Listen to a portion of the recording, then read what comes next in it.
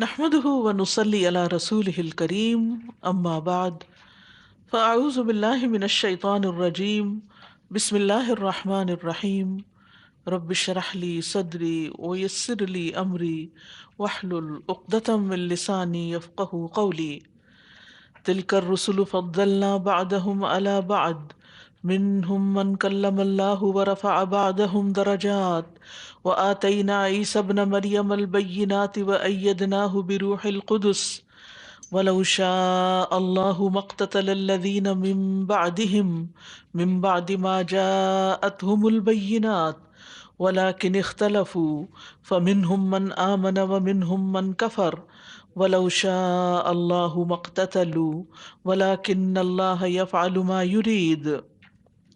یہ رسول جن میں سے بعض کو ہم نے بعض پر فضیلت عطا کی ہے، کچھ ان میں سے وہ ہیں جن سے اللہ نے کلام کیا، اور ان میں سے بعض کو درجات میں بلندی عطا کی، اور ہم نے عیسیٰ ابن مریم کو واضح نشانیاں عطا کیں اور روح القدس کے ساتھ اس کی تائید کی۔ اور اگر اللہ چاہتا تو وہ لوگ جو ان کے بعد آئے واضح نشانیاں آ جانے کے بعد باہم نہ لڑتے، لیکن انہوں نے اختلاف کیا۔ پھر ان میں سے کوئی تو ایمان لے آیا اور کچھ نے ان میں سے کفر کیا۔ اور اگر اللہ چاہتا تو وہ باہم نہ لڑتے، لیکن اللہ جو چاہتا ہے وہ کرتا ہے۔ تو یہاں ہم دیکھتے ہیں کہ اللہ سبحانہ تعالیٰ نے بعض پیغمبروں کو بعض پر فضیلت دی۔ اگر دیکھا جائے تو اوور آل اللہ سبحانہ تعالیٰ نے انبیاء کو باقی مخلوق پر فضیلت عطا کی ہے۔ سب لوگوں پر انبیاء افضل ہیں۔ کیوں؟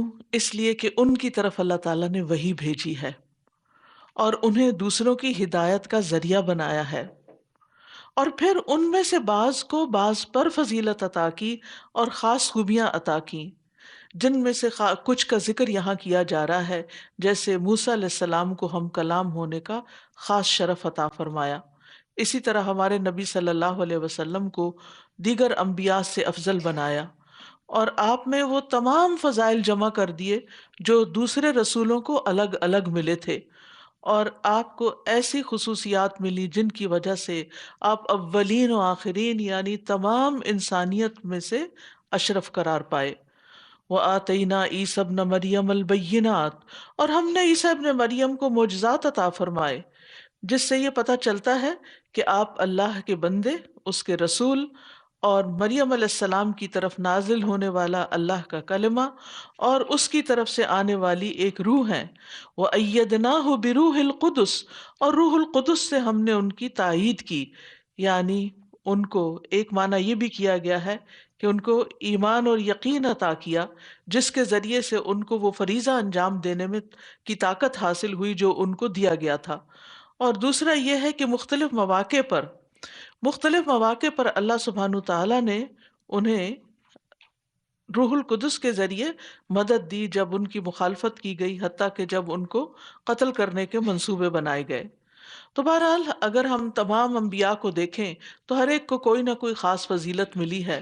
مثلاً آدم علیہ السلام کو اللہ سبحانہ تعالیٰ نے اپنے ہاتھ سے تخلیق کیا، نوح علیہ السلام کو اللہ تعالیٰ نے قرآن مجید میں شکر گزار بندہ کہا، ایوب علیہ السلام کو صابر بندہ کہا، نعم العبد کہا، انہ اواب کہا، داؤد علیہ السلام کے لیے پہاڑ اور پرندے اور جنات مسخر کر دیے گئے، سلیمان علیہ السلام کو بے مثل حکومت عطا کی گئی جو اس کے بعد کسی اور کو کبھی نہیں ملی، یونس علیہ السلام کو ان کی دعا کی وجہ سے اللہ نے دوبارہ چن لیا اور ان کا مقام بلند کیا، ابراہیم علیہ السلام کو اللہ سبحانہ تعالیٰ نے خلیل اللہ کہا، پھر اسی طرح اسماعیل علیہ السلام کو اللہ تعالیٰ نے اپنا پسندیدہ بندہ کہا، کان عند ربہ مرضیہ، یوسف علیہ السلام کو سب سے معزز انسان قرار دیا گیا اور موسیٰ علیہ السلام کلیم اللہ قرار پائے، عیسیٰ علیہ السلام اللہ کے مقرب بندے، اور نبی صلی اللہ علیہ وسلم تمام انسانوں کے لیے رسول بنا کر بھیجے گئے، خاتم النبیین، رحمت للعالمین، اور آپ پر اللہ تعالیٰ کی خاص نوازشیں ہوئیں جن کا ذکر سورۃ الضحیٰ میں بھی آتا ہے۔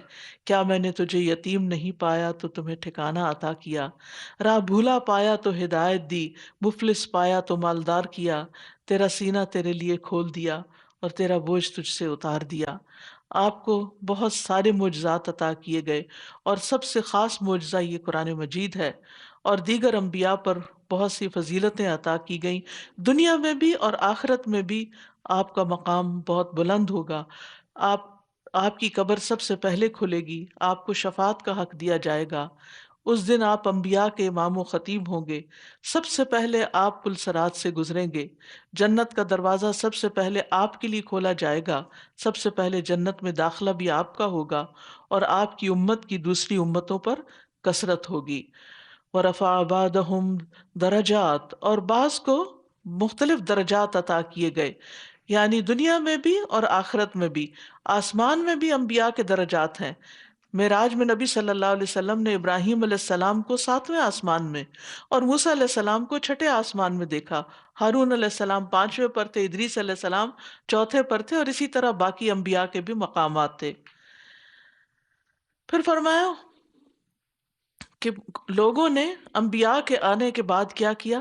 باہم اختلاف شروع کر دیا، حالانکہ ہونا یہ چاہیے تھا کہ انبیاء کے آنے کے بعد لوگ آپس میں دلائل کو قبول کر لیتے، لیکن آپس میں انہوں نے جھگڑے کیے، اور حتیٰ کہ نوبت یہاں تک پہنچی کہ ایک دوسرے کو قتل کرنے پر تل گئے۔ تو اس لیے اللہ سبحانہ تعالی فرماتے ہیں وَلَوْ شَاءَ اللَّهُ مَا اقْتَتَلُوا وَلَٰكِنَّ اللَّهَ يَفْعَلُ مَا يُرِيدُ، اگر اللہ چاہتا تو وہ ایسا نہیں کر سکتے تھے، لیکن اللہ جو چاہتا ہے کرتا ہے۔ یہ اللہ کا ارادہ تھا۔ یہ اصل میں مشکل آیات میں سے، اس لیے تھوڑی سی وضاحت ضروری ہے۔ اللہ سبحانہ تعالیٰ کا ارادہ دو طرح کا ہے، ایک کونیہ ہے اور ایک شرعیہ ہے۔ ارادہ کونیہ کے تحت وہ مختلف لوگوں کو جو اختیارات ملے ہیں ان کو اپنا اختیار دنیا میں مختلف کام کرنے کے لیے دیتا ہے، اس کی اجازت دیتا ہے۔ مثلا میں ہاتھ اٹھا رہی ہوں، ہاتھ رکھ رہی ہوں، پانی پی رہی ہوں، گلاس رکھ رہی ہوں، یہ اس کے ارادہ کونیہ ہے۔ اس کا ارادہ ہوتا ہے تو میں یہ کام کر سکتی ہوں، ورنہ نہیں۔ اور اس کے لیے ضروری نہیں کہ جو کام میں کروں وہ اس کو پسند بھی ہو۔ اور دوسرا اس کا ارادہ شرعیہ ہے، وہ ان چیزوں میں ہے کہ جو اللہ کی اطاعت کے کام ہے، جب ہم وہ کرتے ہیں تو ان پر وہ خوش ہوتا ہے۔ تو ارادہ کونیہ میں وہ چیزیں بھی جن کو اللہ پسند کرتا ہے اور جن کو اللہ پسند نہیں کرتا، یعنی اللہ نے ان کو کیوں اذن دے دیا کہ وہ آپس میں لڑیں اور ایک دوسرے کو ماریں، یہ اللہ کی حکمت ہے، یہ اس کا ارادہ کونیہ ہے۔ اور ارادہ شرعیہ وہ ہوتا ہے کہ جس میں اللہ تعالیٰ اس کام کے کرنے کی توفیق دے دے کہ جس کو اللہ تعالیٰ پسند کرتا ہے۔ تو پھر لیکن اللہ جو چاہتا ہے کرتا ہے، اس لیے اللہ تعالیٰ سے کوئی پوچھ نہیں سکتا کہ وہ ایسا کیوں چاہتا ہے، اس کی حکمتیں وہی جانتا ہے۔ اتنا ہمیں یقین ہے کہ اللہ اپنے بندوں پہ ظلم کرنے والا نہیں، اللہ نے زبردستی کسی کو گمراہ نہیں کیا، یہ باتیں ہمیں یاد ہونی چاہیے۔ باقی یہ کہ انسان کو جو اختیار ملا ہے پھر وہ اس پر ہے کہ وہ اسے کس طرح استعمال کرتا ہے، صحیح رستے میں یا غلط رستے میں۔ پھر فرمایا یا ایہا الذین آمنوا انفقوا مما رزقناکم من قبل ان یأتی یوم لا بیع فیہ ولا خلۃ ولا شفاعہ والکافرون هم الظالمون۔ اے لوگو جو ایمان لائے ہو، خرچ کرو اس رزق میں سے جو ہم نے تمہیں دیا ہے، اس سے پہلے کہ وہ دن آ جائے جس میں نہ کوئی خرید و فروخت ہوگی، نہ کوئی دوستی، اور نہ کوئی سفارش کام آئے گی، اور کافر لوگ ہی دراصل ظالم ہیں۔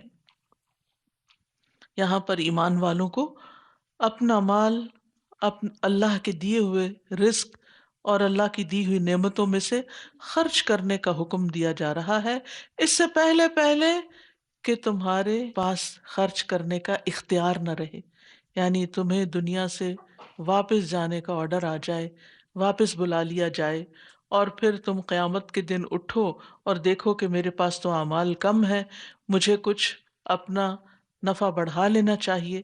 تو نفع بڑھانے کے لیے عام طور پر تجارت کی جاتی ہے، لیکن وہاں تو کوئی تجارت بھی نہ ہوگی، کیونکہ مال عموماً تجارت میں لگایا جاتا ہے۔ اور اگر دنیا میں تجارت میں خسارہ ہونے لگے تو انسان دوست احباب سے کچھ قرضہ ورزہ لے کے اپنے آپ کو سٹیبل کرتا ہے، ولا خلا، دوستی بھی کام نہیں آئے گی۔ اور اسی طرح بعض معاملات میں انسان کسی سے سفارش کر کے کچھ ڈیٹ چھڑا سکتا ہے یا کوئی مسئلہ حل کروا لیتا ہے، لیکن وہاں تو یہ تینوں چیزیں کام نہیں آئیں گی۔ تو یہ اللہ کا بہت احسان ہے کہ اس نے ہمیں دنیا میں ہی بتا دیا کہ تم اپنی آخرت کے فائدے کے لیے اللہ کے بندوں پر احسان کرو، تو اللہ سبحانہ تعالیٰ تمہارے لیے یہ سب احسان قیامت کے دن کے لیے ذخیرہ کر دے گا، اور یہ اجر کا باعث بن جائے گا، اور پورا پورا اجر عطا کرے گا۔ وہاں انسان اگر چاہے کہ اس دن زمین بھر بھی سونا خرچ کر کے اپنی جان چھڑائے تو وہ نہیں چھڑا سکے گا، اور کوئی کسی کو فائدہ نہیں دے گا۔ اور یہاں پر خاص طور پر یہ یاد رکھنا چاہیے کہ موت کا انتظار نہیں کرنا چاہیے، یہ صرف ول لکھ کر 1/3 فارغ نہیں ہو جانا چاہیے، اپنی زندگی میں اپنے ہاتھ سے دیتے رہنا چاہیے، کیونکہ یہ زیادہ اجر و ثواب کا باعث ہے۔ ایک وہ ہے جو مرنے کے بعد کے لیے آپ کہتے ہیں یہ فلاں کو دے دیں، یہ فلاں کو، تو حدیث میں آتا ہے وہ تو فلاں کا ہو ہی چکا۔ اور ایک یہ کہ انسان اپنے ہاتھ سے، اپنے ہاتھ کی محنت اور کمائی سے اور اپنے مال میں سے دنیا میں خرچ کرے۔ سورۃ منافقون میں آتا ہے وَأَنفِقُوا مِمَّا رَزَقْنَاكُمْ مِن قَبْلِ أَن يَأْتِيَ أَحَدَكُمُ الْمَوْتُ فَيَقُولَ رَبِّ لَوْلَا أَخَّرْتَنِي إِلَىٰ أَجَلٍ قَرِيبٍ فَأَصَّدَّقَ وَأَكُن مِّنَ الصَّالِحِينَ۔ اور اس میں سے خرچ کرو جو ہم نے تمہیں دیا ہے، اس سے پہلے کہ تم میں سے کسی کو موت آ جائے، پھر وہ کہے اے میرے رب، تو نے مجھے قریبی مدت تک مہلت کیوں نہ دی کہ میں صدقہ کرتا اور نیک لوگوں میں سے ہو جاتا۔ اس وقت وہ یہ نہیں کہے گا کہ میں نماز پڑھتا اور نیک ہو جاتا، میں حج کر لیتا ذرا تو نیک ہو جاتا، میں کسی کی مدد کر دیتا تو نیک ہو جاتا۔ نہیں، میں صدقہ کرتا، مال خرچ کرتا اور نیک ہو جاتا۔ لہذا جتنی بھی نیکیاں ہیں ان میں سے صدقہ کرنا ایسی نیکی ہے کہ جو دنیا میں بھی انسان کے مسائل کو حل کرتی ہے اور آخرت میں بھی انسان کو بہترین فائدہ ملے گا۔ اور یہ جو کہا والکافرون هم الظالمون، تو یہاں کافر سے مراد، کیونکہ ایمان والوں سے خطاب ہے تو یہاں کفر سے مراد شرک وغیرہ نہیں ہے، کفر اکبر نہیں ہے، یہاں کفران نعمت مراد ہے، کہ جو کفران نعمت کرتے ہیں۔ کفران نعمت، یہ نعمت کا شکر ادا نہیں کرتے کہ اللہ نے ان کو مال دیا، وسائل دیے، وسعتیں دیں، اور دوسروں کی ضروریات بھی ان کو نظر آتی ہیں، اس کے باوجود وہ ٹس سے مس نہیں ہوتے اور ان کو نہیں دیتے۔ تو ایسے لوگ دراصل اپنے اوپر ظلم کرنے والے ہیں۔ والکافرون هم الظالمون، وہی دراصل ظالم ہے کہ اللہ نے ان کو پیدا کیا اپنی عبادت کے لیے، پھر انہیں رزق دیا، انہیں عافیت عطا کی، اور پھر ان کو راہیں بتائیں کہ کہاں کہاں خرچ کر سکتے ہیں، اس کے باوجود انہوں نے اللہ کی بات نہیں مانی۔ تو یہ دراصل مال بچا بچا کے اپنے اوپر بڑا ہی ظلم کیا، کیونکہ آپ دیکھیے کہ یہ ظلم اس سینس میں بھی ہے نا کہ انسان محنت سے کماتا ہے اور پھر نہ اپنے پہ خرچ کرتا ہے نہ کسی اور پہ خرچ کرتا ہے، صرف جمع جمع جمع، اور پھر چھوڑ کے مر جاتا ہے وارثوں کے لیے۔ اور کبھی تو ایسے حالات ہوتے ہیں کہ وارثوں کو بھی نہیں پتا ہوتا کیا کچھ جمع کیا ہوا تھا، وہ بھی محروم رہ جاتے ہیں۔ اور کمائی کس کی اور خرچ کوئی کر رہا ہے، عیش کوئی کر رہا ہے، کتنی حسرت کی بات ہے۔ اور اس میں آپ دیکھیے کہ بعض اوقات ہماری زندگی میں ایسے کام ہوتے ہیں، ہم کہتے ہیں پہلے یہ گھر بن جائے، پہلے میں شادی کر دوں، پہلے میں فلاں کر لوں، پھر میں یہ کروں گا، پھر اس سے بھی ٹال مٹول نہیں کرنی چاہیے۔ ابھی ریسنٹلی کو بتا رہا تھا کہ ان کے رشتہ داروں نے زندگی بھر کی پونجی جمع کر کے گھر بنایا، شفٹنگ کر رہے تھے، شفٹنگ کے دوران وہ گرے، سر باکس پہ لگا اور وہیں سے انکانشیس ہو گیا، اسپتال جا کے ڈیتھ ہوئی۔ نئے گھر میں جا رہے تھے، کافی سامان جا چکا تھا، تھوڑا بہت رہ گیا تھا، جانا نصیب نہیں۔ کچھ پتا ہوتا ہے کہ یہ جو دنیا کے گھر، اس کا ہی نا مطلب گھر نہیں بنانا چاہیے، لیکن کوئی بھی ایسا کام کرتے ہوئے، چاہے گھر بنا رہے ہیں، کوئی بڑے بڑے خرچے ہیں آپ کے، پھر بھی کچھ نہ کچھ دیتے رہیں، کیونکہ یہ صدقہ جو ہے یہ بلاؤں کو ٹالتا ہے، یہ صدقہ جو ہے یہ آپ کی حفاظت کرتا ہے، یہ دنیا میں بھی آپ کو فائدہ دیتا ہے اور آخرت میں بھی فائدہ دیتا ہے۔ تو یہ جو اسٹنجینس ہے یہ انسان کے اوپر دراصل اپنے آپ پر خود ظلم کرنا ہے۔ اور پھر اس میں آپ دیکھیے کہ انسان بازو کا اتنی محنت کر کے سب چھوڑ جاتا ہے، اب دوسرے ان گھروں میں رہتے ہیں، دوسرے انجوائے کرتے ہیں، دوسرے سب کچھ دنیا میں لے رہے ہیں، اور کرنے والا دنیا سے جا چکا ہے، نہ یہاں ملا نہ وہاں ملا۔ اگر یہاں بھی اہل و عیال کی خدمت کے لیے جو انسان خرچ کرتا ہے اچھی نیت سے نہیں کرتا تو اس کا یہاں بھی ثواب نہیں ملتا، یہاں بھی دیتے ہوئے اللہ کی رضا مقصود ہونی چاہیے۔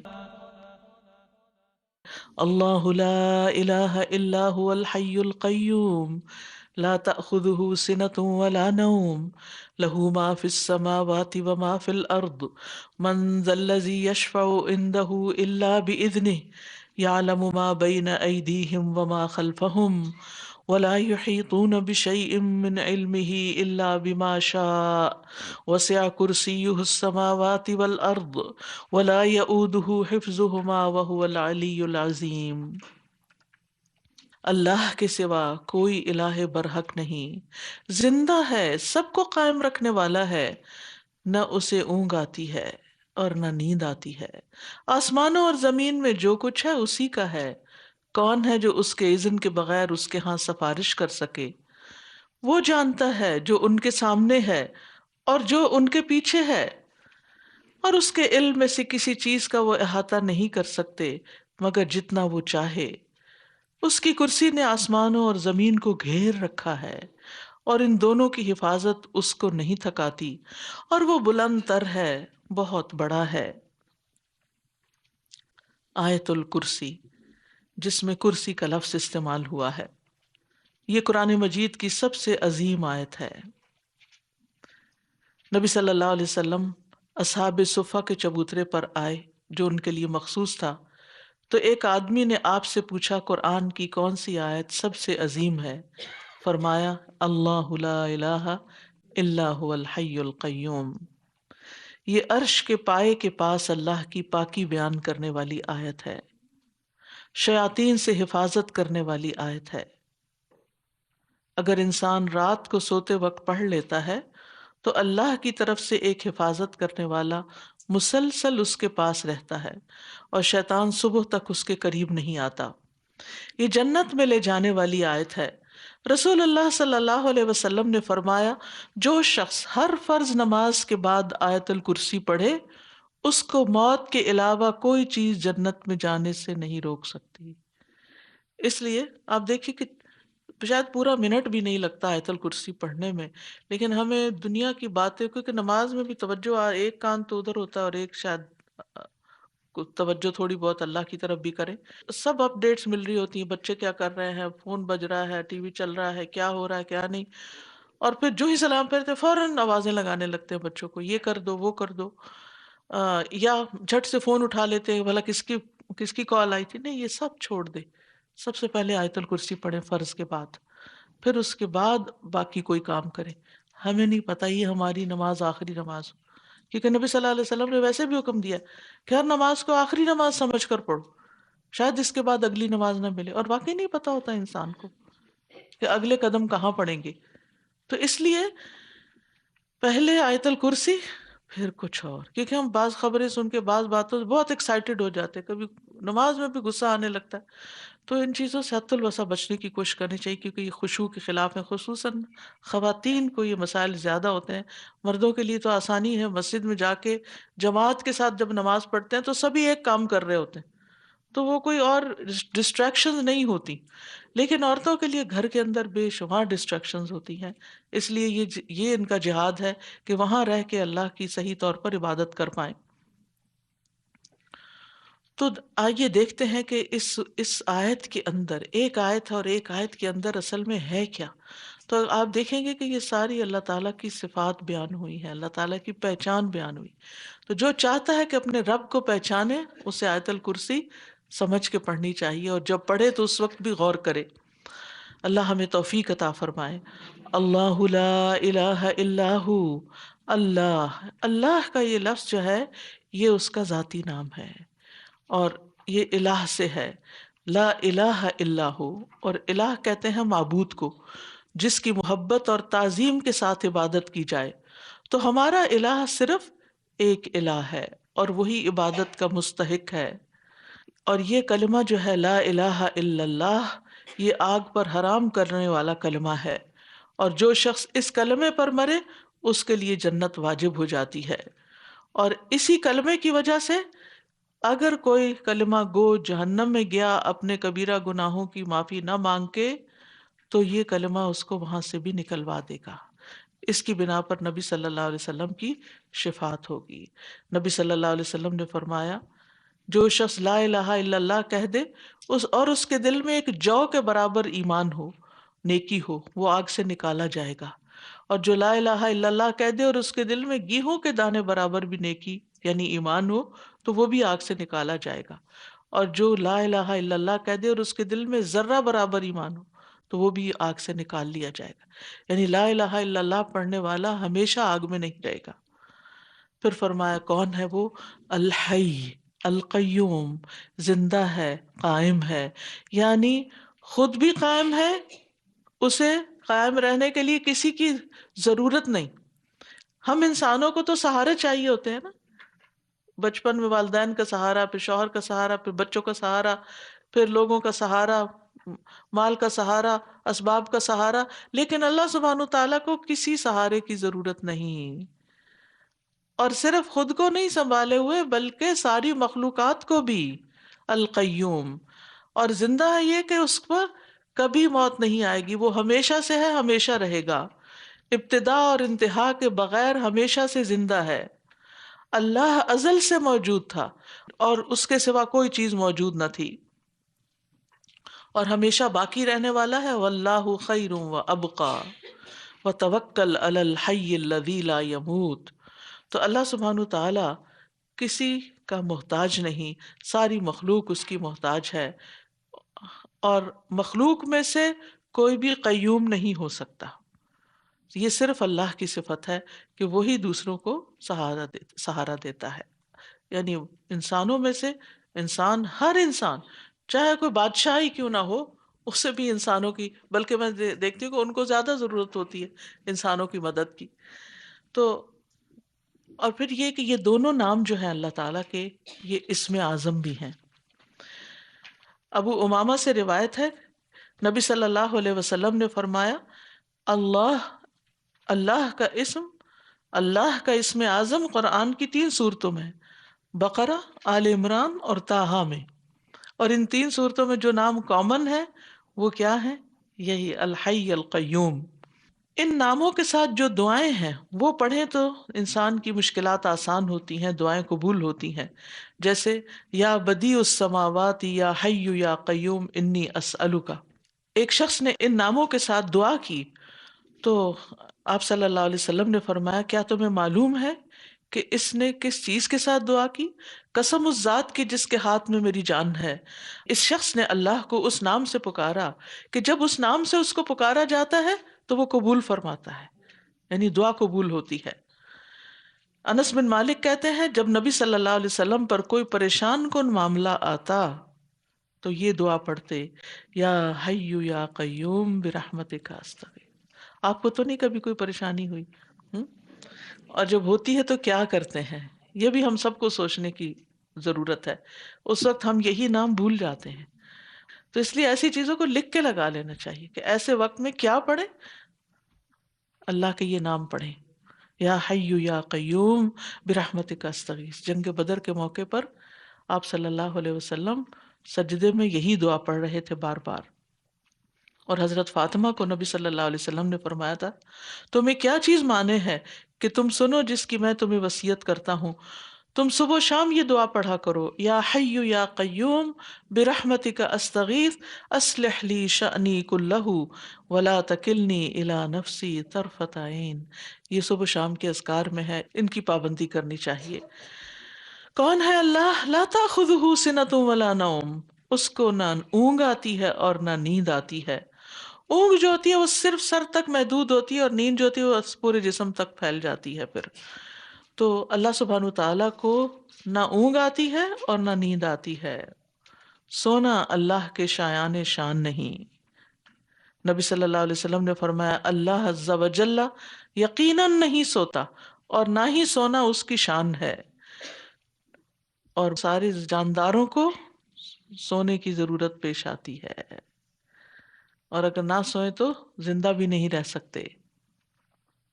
لہو ما فی السماوات و ما فی الارض، کون ہے وہ اللہ؟ وہ جس کے لیے آسمان اور زمین کی ہر چیز ہے، اسی کی ملکیت ہے۔ آسمانوں میں جو کچھ ہے اس کا مالک بھی وہی، اور زمین میں جو کچھ ہے اس کا بادشاہ بھی وہی، اس کی بادشاہت میں کوئی شریک نہیں، زمین و آسمان اس کے قبضے میں ہے۔ نفع و نقصان کا وہ مالک ہے رزق کا وہ مالک ہے، ہماری جانوں کا وہ مالک ہے، ہمارے کاموں کا وہ مالک ہے، ہمارے مستقبل کا وہ مالک، ہر چیز اسی کے اختیار میں ہے، ہوتا وہ ہے جس کی وہ اجازت دیتا ہے۔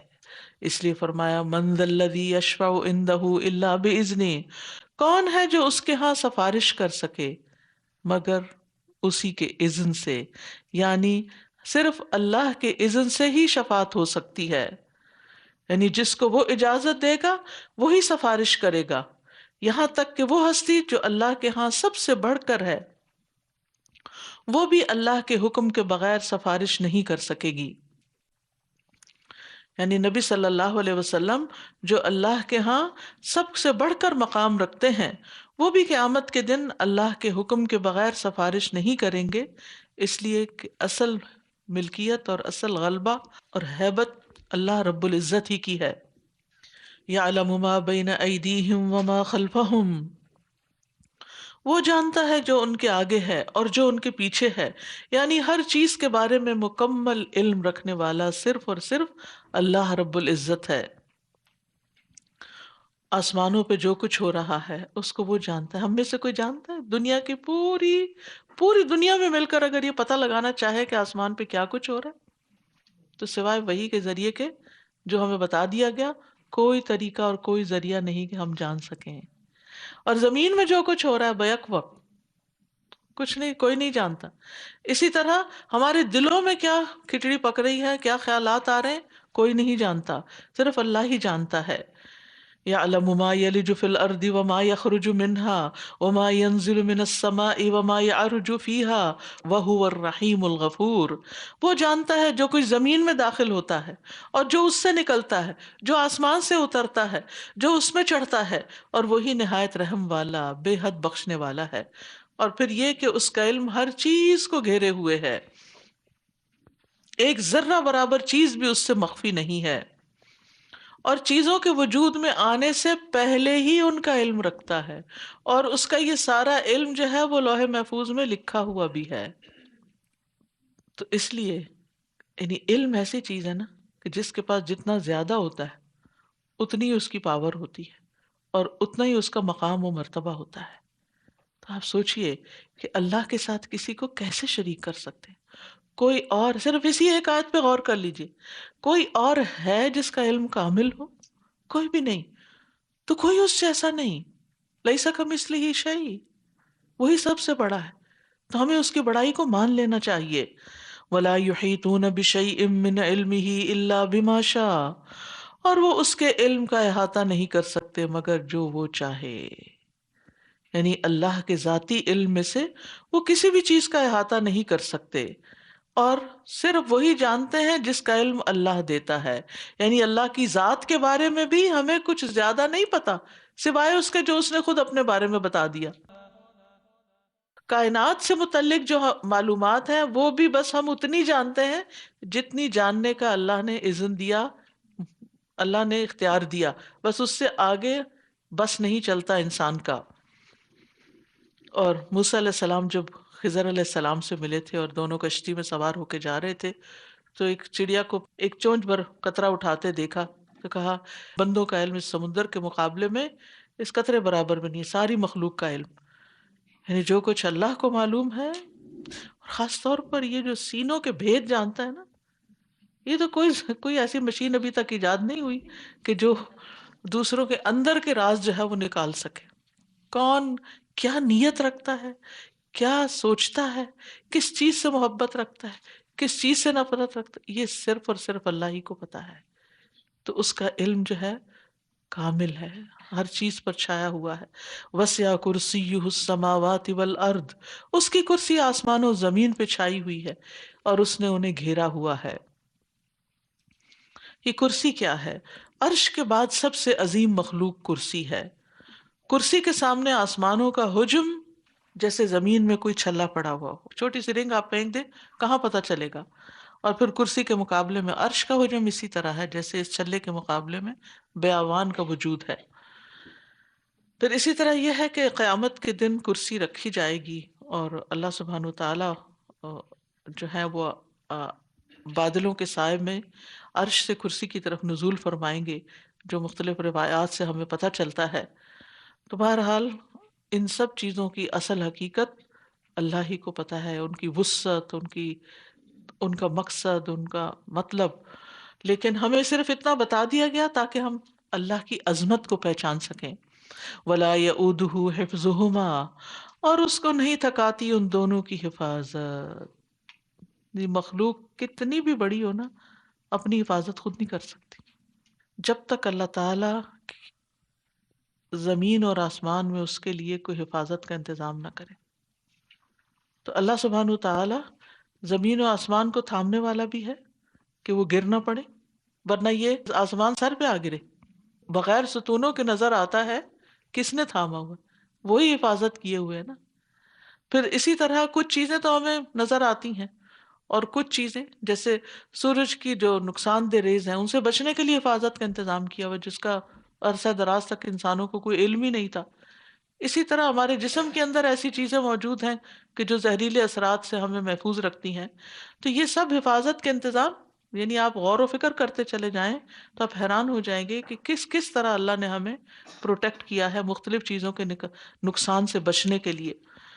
تو اللہ سبحانہ تعالیٰ کے لیے زمین و آسمان کی حفاظت کوئی مشکل کام نہیں، اور یہ اس کو تھکاتی بھی نہیں، نہ وہ غافل ہوتا ہے، نہ اس کو نیند آتی ہے، نہ اونگ آتی ہے، نہ اس کو تھکاوٹ لاحق ہوتی ہے۔ آسمان اور زمین کو تھامنے والا ہم سب کو چاہیے کہ اس کی حمد کریں، اس کی تعریف کریں۔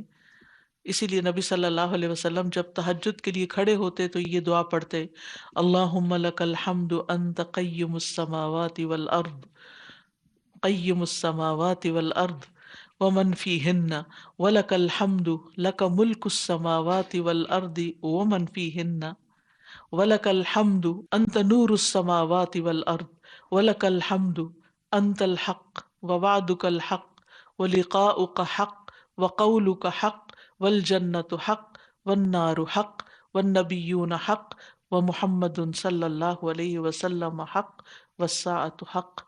یہ سب چیزیں موجود ہیں، اور ان سب کو بنانے والا، تھامنے والا وہ صرف اور صرف اللہ ہی ہے۔ وَهُوَ الْعَلِيُّ الْعَظِيمُ، اور وہ بہت بلند ہے، بہت عظمت والا ہے، اپنی ذات کے اعتبار سے، اپنی صفات کے اعتبار سے، شان و شوکت میں سب مخلوقات سے بلند و بالا ہے، اتنا بلند کہ کوئی بڑے سے بڑا بھی اس کے سامنے ہیچ ہے، کمزور ہے، چھوٹا ہے۔ تو اللہ سبحانہ تعالیٰ اپنی ذات کے اعتبار سے بلند، اسی لیے ہم ہمیشہ کہتے ہیں اللہ کہاں ہے، تو بچے بھی انگلی اوپر ہی کر دیتے ہیں، یعنی اوپر۔ علی علوف سے ہے، اصل میں علوف کہتے ہیں بلندی کو، اوپر ہونے کو۔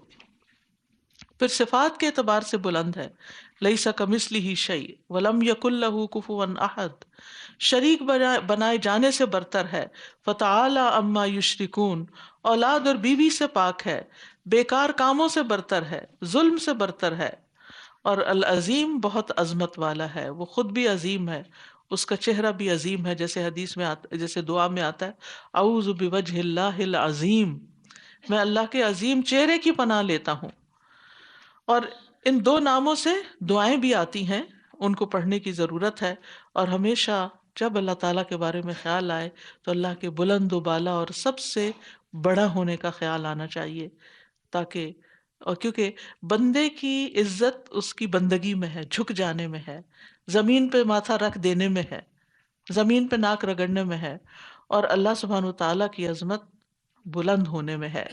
تو جو جتنا زیادہ اللہ کے آگے سجدہ ریز ہوگا، اللہ کی نگاہ میں اتنا ہی بڑا ہوگا۔ پھر فرمایا: لا اکراہ فی الدین قد تبین الرشد من الغی فمن یکفر بالطاغوت ویؤمن باللہ فقد استمسک بالعروۃ الوثقی لا انفصام لها واللہ سمیع علیم۔ دین کے بارے میں کوئی جبر نہیں، یقیناً ہدایت گمراہی سے الگ ہو چکی ہے، تو جو کوئی طاغوت کا انکار کرے اور اللہ پر ایمان لائے تو یقیناً اس نے ایک مضبوط کڑا تھام لیا جو ٹوٹنے والا نہیں، اور اللہ خوب سننے والا، خوب جاننے والا ہے۔ ابن عباس کہتے ہیں کہ اس آیت کا شان نزول کچھ یوں ہے کہ جب کوئی ایسی عورت ہوتی کہ جس کے بچے زندہ نہ رہتے تو وہ نظر مان لیتی کہ اگر اس کا بچہ زندہ رہا تو وہ اس کو یہودی بنا ڈالے گی. یہ نبی صلی اللہ علیہ وسلم کے مدینہ آنے سے پہلے کی بات ہے. جب بنو نذیر کو مدینہ سے جلا وطن کیا گیا تو انصاریوں کے وہ بچے بھی ان کے ساتھ تھے جو یہودی بنے تھے. تو انہوں نے کہا کہ ہم اپنے بچوں کو نہیں چھوڑیں گے, ہم تو ان کو مسلمان بنائیں گے. تو اس وقت یہ آیت نازل ہوئی کہ زبردستی کسی کو مسلمان نہیں بنایا جا سکتا. تو اس سے یہ پتہ چلتا ہے کہ ہمارے دین میں جبر نہیں ہے. اور جب کوئی مسلمان علاقہ فتح کرتے تھے تو وہ لوگوں کو زبردستی مسلمان نہیں بناتے تھے, وہ ان کے سامنے اسلام ضرور رکھتے تھے. اگر وہ قبول کر لیتے تو ان کے بھائی ہوتے, اور اگر قبول نہ کرتے تو جزیہ دے کے اس ملک میں امن کے ساتھ رہتے تھے, which is kind of tax.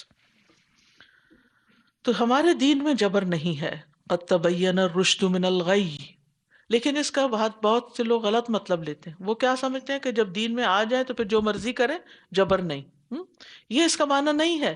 جب آپ دین کے اندر آ گئے, ادخلوا فی السلم کافہ, پورے کے پورے اسلام میں داخل ہو جاؤ. جب آپ اسلام میں داخل ہو گئے تو پھر آپ کو 100% مسلمان ہی بننا ہوگا, پھر آپ کی چوائس نہیں رہتی. بالکل ایسے ہی جیسے آپ کہیں جاب کے لیے جاتے ہیں, کسی فیکٹری میں ملازمت کرتے ہیں یا کسی یونیورسٹی میں ایڈمیشن لے لیتے ہیں, تو پھر آپ کو ان کے تمام اصولوں, قاعدوں, قوانین کی پابندی کرنی ہوتی. وہاں پھر آپ اپنی مرضی نہیں کر سکتے کہ کوئی یہ کہے. مثلاً یہاں پر کینیڈا میں جو بھی لاز ہیں, تو اب کوئی کہے کہ ویسٹرن ورلڈ میں بڑی آزادی ہے, اسپیچ کی بھی آزادی ہے اور باقی بھی بہت آزادیاں ہیں, اور ہمارے ملکوں میں تو بہت پابندیاں ہیں اور کوئی حقوق نہیں ہے. لیکن یہ آزادیاں کہاں سے حاصل ہوئی ہیں؟ قوانین کی پابندی کر کے. یعنی اس آزادی کا مطلب یہ نہیں کہ یہاں آنے کے بعد آپ جو جی چاہے کریں, جیسے جی چاہے ٹریفک میں جس کو جی چاہے مار دیں اور جس جگہ چاہے قانون توڑ دیں. یہ نہیں کر سکتے آپ. اگر آپ نہیں ہیں یہاں تو آپ کے اوپر کوئی لائبلٹی نہیں کہ یہاں کا ٹیکس پے کریں یا یہاں کے قانون کی پابندی کریں. ونس یو لینڈڈ ہیئر, پھر اس کے بعد کیا ہے, اب آپ اپنی مرضی سے نہیں جی سکتے. اور اتنے قانون تو شاید آپ نے زندگی میں کبھی پڑھے نہ ہوں. یعنی عام طور پر خواتین جو ہیں وہ بہت سی چیزوں کو مردوں کے حوالے کر دیتی ہیں, لیکن یہاں آ کر کوئی خاتون بھی ان پڑھ نہیں رہ سکتی, کیونکہ اس کے بغیر آپ کا یہاں جینا مشکل ہوگا. تو بہرحال کہنے کا مطلب یہ ہے کہ آزادی کا مطلب یہ نہیں ہوتا کہ انسان اپنی مرضی شروع کر دے. اسلام میں بھی آزادی ہے کچھ چیزوں کی, لیکن اللہ کی بتائی ہوئی حدود کے مطابق ہی. جہاں وہ فرمائے یہاں رک جاؤ, بس رک جائے, اس سے آگے نہیں آپ جا سکتے. تو آپ کو 5 وقت کی نماز پڑھنی ہوگی, آپ کو رمضان کے روزے رکھنے ہی ہوگے, آپ کو حلال حرام کی تمیز کرنی ہی ہوگی, پھر آپ کی اپنی چوائس نہیں رہے گی. اسی لیے فرمایا قد تبین الرشد من الغی, ہدایت گمراہی سے الگ ہو گئی. یعنی اللہ نے دونوں چیزوں کو الگ الگ کر کے بتا دیا ہے, واضح کر دیا ہے. فَمَن يَكْفُرْ بِالطَّاغُوتِ وَيُؤْمِن بِاللَّهِ, تو جو طاغوت کا انکار کرے اور اللہ پر ایمان لائے. پہلے انکار اور پھر اقرار کی بات ہے, جیسے لا الہ الا اللہ, یعنی ہر چیز کی نفی اور پھر اللہ سبحانہ وتعالیٰ کا اس بات. تو یہاں پر بھی کیا ہے کہ طاغوت کا انکار. طاغوت کون ہے؟ ہر وہ شخص جس کی عبادت یا اطاعت کی جا رہی ہو اور بندہ اس میں حد سے تجاوز کر جائے, وہ طاغوت ہے, حد سے بڑھ جائے. اور طاغوت ابن القیم کہتے ہیں کہ طاغوت تو بہت سارے ہیں لیکن ان کے سردار 5 ہیں. نمبر 1 ابلیس, کیونکہ ابلیس جو ہے اس کے باتوں کا انکار کر کے ہی آپ اللہ کی توحید کا اقرار کر سکتے ہیں. پھر ہر وہ شخص جس کی عبادت کی جائے اور وہ اس پہ راضی ہو, انسان, وہ بھی طاغوت. اور جو لوگوں کو اپنی ذات کی عبادت کی طرف دعوت دے, اپنے سے جوڑے, اللہ سے نہ جوڑے. اور چوتھا وہ جو علم غیب میں سے کسی چیز کا دعویٰ کرے, یعنی جیسے نجومی وغیرہ ہوتے ہیں. اور پانچواں جو اللہ کی نازل کردہ شریعت سے ہٹ کر فیصلہ کرے. اور طاغوت پر ایمان کا مطلب کیا ہے کہ جو کوئی اللہ کے حق میں سے کسی چیز کا اپنے لیے دعویٰ کرے تو بندہ اس کی تصدیق کرے, ہاں ٹھیک ہے آپ کو بھی سجدہ روا ہے یا آپ کے آگے بھی جھک جاتے ہیں, تو یہ درست نہیں. یعنی طاغوت کی عبادت سے مراد اس کی تصدیق کے مطابق عمل کرنا, جیسے اس کے لیے نماز پڑھنا یا امیدیں باندھنا اس سے, یا پھر اس سے کچھ یہ توقع رکھنا وہ مر بھی جائے تو سوچنا وہ مر کے بھی ہماری مدد کر سکتے ہیں. تو یاد رکھیے طاغوت کی نفی کے بغیر ایمان مکمل نہیں ہوتا، توحید خالص نہیں ہوتی جب تک سب کا انکار کر کے صرف ایک اللہ کی اطاعت کا اقرار نہ کیا جائے. فقد استمسک بالعروۃ الوثقی لا انفصام لها، تو جو ایسا کرے، ایسا ایمان لائے، اس نے اصل میں مضبوط کڑا پکڑا جس کو کبھی نہیں ٹوٹنا، یعنی اس کا اسلام اصل میں ویلڈ اسلام ہے. وآخر دعوانا ان الحمد للہ رب العالمین. سبحانک اللہم وبحمدک، اشہد ان لا الہ الا انت، استغفرک واتوب الیک. السلام علیکم ورحمۃ اللہ وبرکاتہ.